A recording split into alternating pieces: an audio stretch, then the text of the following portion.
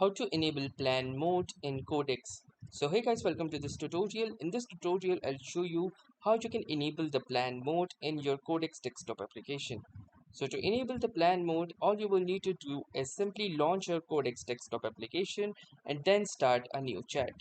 Now within this chat, simply type in your prompt as usual and then click onto this plus option and enable the plan mode.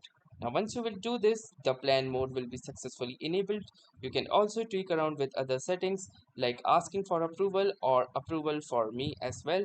And apart from that, you can see the plan mode is currently active.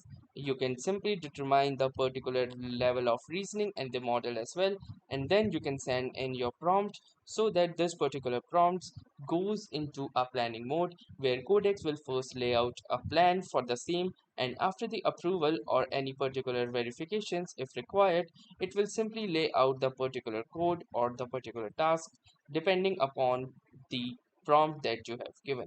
So that was all for this tutorial. Thanks for watching and have a nice day.